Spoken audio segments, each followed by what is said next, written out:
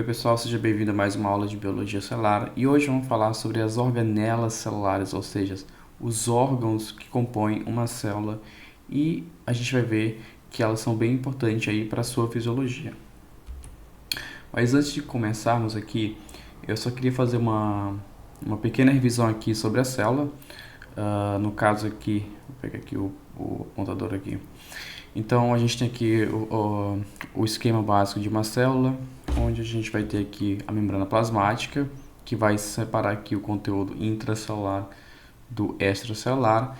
E se você não sabe muito bem o que é a membrana plasmática, eu recomendo você pausar esse vídeo aqui e ir na playlist de Biologia Celular e ver duas aulinhas que tem ali sobre membrana plasmática.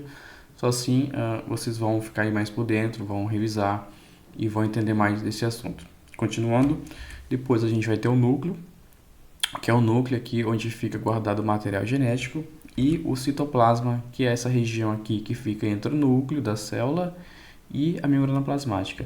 Então é no núcleo da célula, ou no citoplasma da célula, onde vai ocorrer todas as reações químicas. A primeira organela que a gente vai falar aqui vai ser a mitocôndria. E a sua principal função é a produção de ATP. Tá? Então, sempre que você ouvir falar em mitocôndria, lembre da produção de ATP.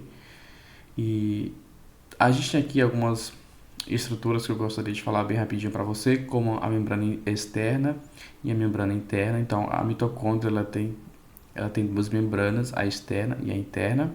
Depois a gente tem aqui as cristas, que são essas, eu vou dizer, de vilosidades aqui, e a matriz mitocondrial. Uma grande sacada aqui da mitocôndria é a presença de DNA próprio. Mais à frente vocês vão saber o porquê disso. E lembrando que esse DNA próprio ele é proveniente da mãe. Então mais à frente vocês vão saber o porquê que isso acontece.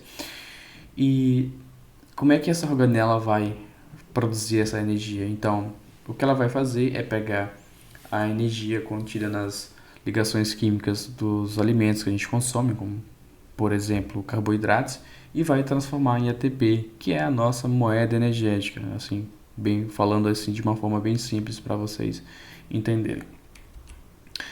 A próxima organela aqui é o retículo endoplasmático. Tá? Então, esse retículo endoplasmático ele é um sistema contínuo de vesículas achatadas, esféricas e túbulos. E, didaticamente, a gente divide o retículo endoplasmático entre o rugoso e o liso. Isso é uma visão didática, tá? Porque, na verdade, é tudo uma coisa só. Mas, para facilitar os nossos estudos, a gente costuma fazer essa divisão entre retículo endoplasmático liso e retículo endoplasmático rugoso. Uma coisa bem importante aqui para a gente frisar é que a membrana do retículo endoplasmático ela é contígua com a membrana do núcleo. Tá vendo aqui? Aqui a gente tem o núcleo, eu vejo que tem os poros nucleares, e a membrana do retículo endoplasmático ela é grudada com a membrana do núcleo. Isso que eu falei, a membrana do retículo endoplasmático é contígua com a membrana do núcleo. E aí, assim, nos próximos slides, a gente vai fazer essa divisão de retículo endoplasmático rugoso e retículo endoplasmático liso. Aqui, vamos começar pelo retículo endoplasmático rugoso. Por que ele é rugoso? Porque a gente vê aqui essas bolinhas aqui, essas inúmeras bolinhas aqui, que são os ribossomos. Então, a gente está vendo aqui, ó, vários ribossomos aqui aderidos na membrana plasmática do retículo. Então, é por isso que a gente fala que é rugoso. Então, realmente tem essa característica aí. E em que o retículo endoplasmático rugoso está associado? Principalmente à síntese de proteínas, tá bom? O próximo, que é o retículo endoplasmático liso, é liso porque vocês estão vendo alguns ribossomos aqui aderido na membrana plasmática dele? Não. Então, por isso que a gente diz que ele é liso, porque não tem nenhum ribossomo ali grudado na membrana plasmática dele. E essa organela está relacionada com a síntese de lipídios, tá? O complexo de Golgi.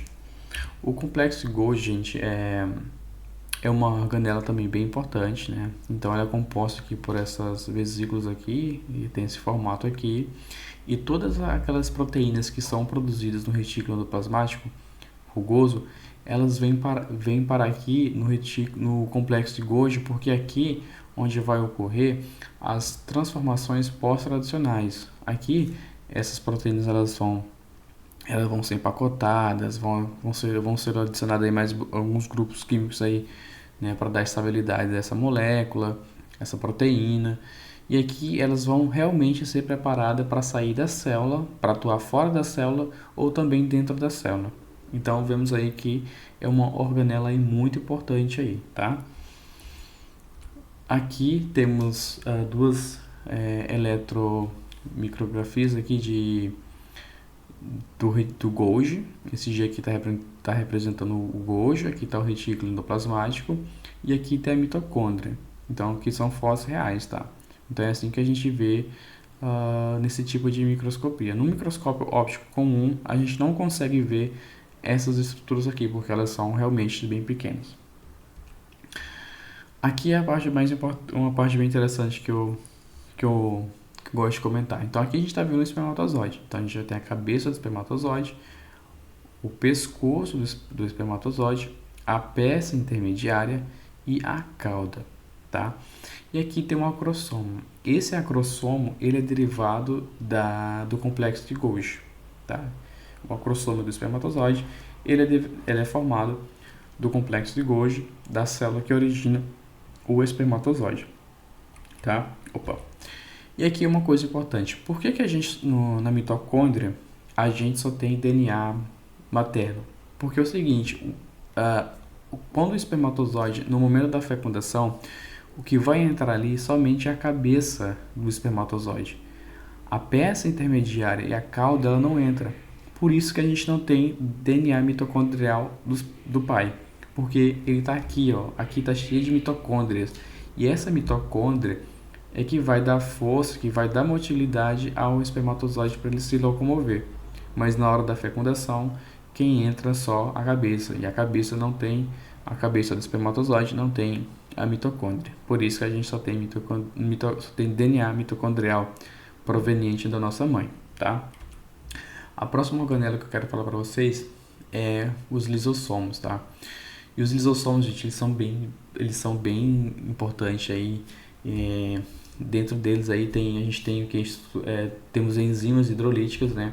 E sua função aí principal é degradar moléculas que entram na célula por pneumocitose, fagocitose, ou até mesmo organelas da própria célula ali que já estão senescentes, ou seja, que já estão perdendo sua funcionalidade, estão ficando velhinhas ali, entre aspas. A célula começa a degradar essas organelas através da ação dos lisossomos. Aqui eu trouxe um exemplo aqui bem interessante para vocês de um macrófago, tá? Aqui temos exemplos de um macrófago. Aqui é o meio intracelular e aqui é o meio extracelular.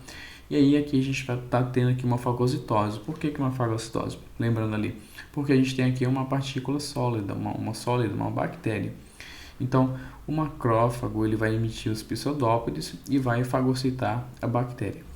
No momento aqui da fagocitose, vai se desenvolver no interior da célula o fagossomo, que é no momento da fagocitose aqui, essa membrana que desprende aqui, cria uma vesículazinha e aí a gente tem o fagossomo.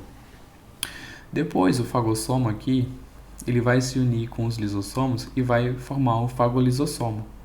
E aí, aqui onde vai ocorrer o processo de degradação dessa bactéria, desse corpo estranho aqui, e já deu para essa bactéria, já deu para essa querida aí, ela já era. Então, isso aqui é uma coisa que ocorre o tempo todo no nosso organismo, isso aqui faz parte do nosso sistema imunológico, tá bom? Uma outra estrutura também é o núcleo. O núcleo, como já foi comentado um pouquinho no início da aula, ele é a organela que vai guardar o nosso material genético. E também essa organela, assim como a mitocôndria, vai ter duas membranas, a membrana externa, tá? E a membrana interna. E aqui abaixo da membrana interna tem a lâmina nuclear. E o núcleo também tem esses poros nucleares, tá? Onde vai sair algumas RNA mensageiro, principalmente, tá? Entradas de de outras coisas que o núcleo precisa, que a célula precisa, mas é bem simples, gente. O que eu quero que vocês nessa aula entendam é que eu não estou aqui para mastigar bem o que cada organela faz. Não é esse momento. O objetivo aqui é só para vocês saberem a função básica de cada organela. Com o decorrer das aulas, a gente vai se aprofundar mais, tá? Mas aqui é só para vocês entenderem que o básico que está rolando aí nas organelas. Aqui temos os centríolos, tá? Os centríolos, eles são pequenos cilindros, né? São encontrados geralmente em pares. Eles formam aqui esse ângulo reto aqui entre si. E cada centríolo, ele é formado por 9 grupos de 3 microtúbulos. Então, veja aqui, temos 1, 2, 3. Então, a gente tem uma tríade aqui, 1, 2, 3. Então, essa tríade aqui, ela vai se repetir 9 vezes. E daí vai formar os centríolos. E por que eles são importantes? Os centríolos formam uma estrutura chamada centrosoma, tá? Que é muito importante aqui para formar o fuso mitótico durante a divisão da célula. Quando eu estiver falando de divisão celular, vocês vão lembrar dessa estrutura aqui. Então, para que a divisão celular aconteça, a gente tem que ter a presença dos centríolos para formar esse fuso mitótico aqui e, na anáfase, puxar as cromátides irmãs para que ocorra aí a divisão celular. Então, eu acho que por hoje foi isso. É como eu falei, só foi uma aula bem rápida aí para a gente falar por cima das organelas. A gente não está aqui para dominar o que cada organela realmente faz. Isso fica aí para as próximas aulas. Espero que tenham gostado. Deixe seu like, apoie o canal e compartilhe para os seus amigos que estudam biomedicina, biologia, farmácia sobre esse canal, que eu tenho certeza que vai ajudar muita gente. Muito obrigado e até a próxima aula.